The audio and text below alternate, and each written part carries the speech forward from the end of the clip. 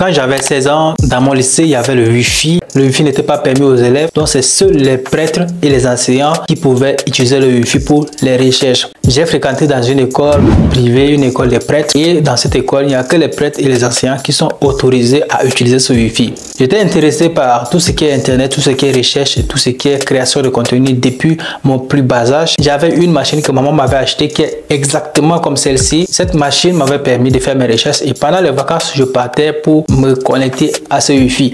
Étant donné que je n'avais pas le mot de passe, il m'a donc fallu craquer le mot de passe de ce Wi-Fi et j'ai réussi à craquer le mot de passe du Wi-Fi. Pendant les vacances, je partais là-bas pour me connecter. C'est depuis 2015 que je connais YouTube et je me suis finalement lancé en 2018 et dans cette vidéo, je vais te dire le pourquoi.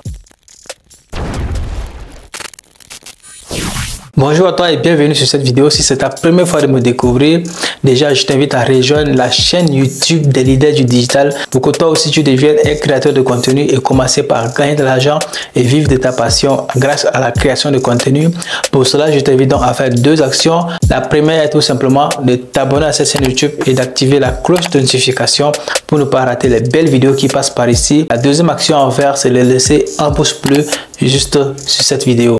J'avais eu mon bac en 2018 et je suis venu au Cameroun, précisément à Ngoikele, à Yaoundé. Pour ceux qui sont à Yaoundé, je suis descendu tout près de la station Neptune qui est à côté de l'université de Yaoundé. Et c'est là où j'ai encore eu l'accès à Internet. Parce que dans mon pays, pour avoir accès à Internet, il fallait avoir beaucoup d'argent. Parce que je suis arrivé au Cameroun, précisément à Yaoundé, la connexion Internet était à faible coût. Donc du coup, je me suis encore replongé dans mes recherches. Et c'est le 26 octobre 2018 que j'ai finalement créé ma chaîne YouTube, alors que je suis venu au Cameroun le 25 septembre 2018. Tout ce que je vais te raconter ici, c'est pour te dire que depuis mon plus bas âge jusqu'à aujourd'hui, j'ai été fasciné par YouTube.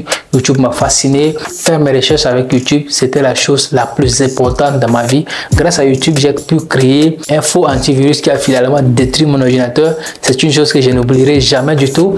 Et depuis ce jour, je suis resté sur YouTube et j'ai trouvé un moyen de pouvoir partager mes connaissances avec vous. Donc pour ceux qui se demandent pourquoi je suis devenu créateur de contenu, je suis devenu créateur de contenu dans le but de partager seulement mes expériences de vie avec vous. Je suis autodidacte, j'apprends toutes les choses de manière autonome et personnelle. Il suffit que j'ai un ordinateur et je peux apprendre n'importe quoi.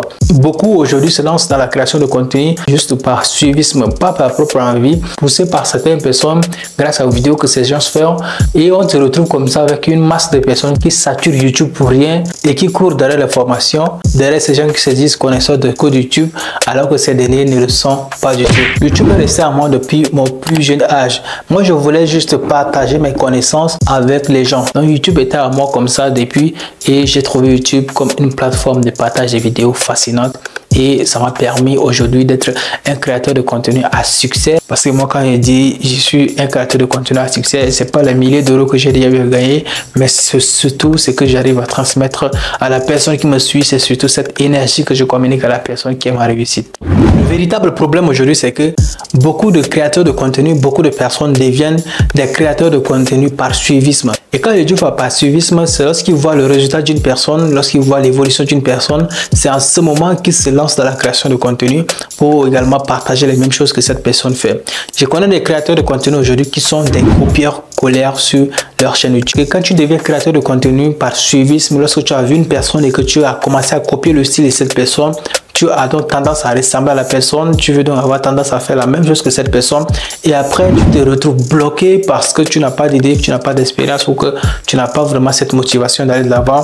Tu as juste été motivé par cette personne pour faire tes contenus et après tu te retrouves dans un cercle vicieux où tu ne peux même pas du tout t'en sortir.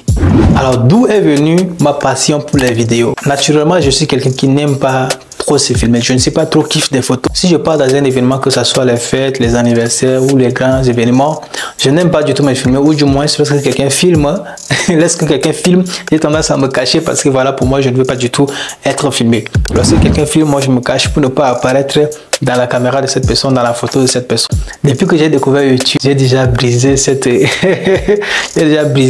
cette difficulté, ou je peux dire comme ça. Et lorsque je partageais mes connaissances, je me suis rendu compte un jour, mais Désiré, si demain tu seras amené à pouvoir faire des formations, si demain tu seras amené à faire des accompagnements, des coachings, comment est-ce que tu devrais faire les choses. C'est cette question qui m'a poussé à commencer à créer des vidéos où tu me vois maintenant là.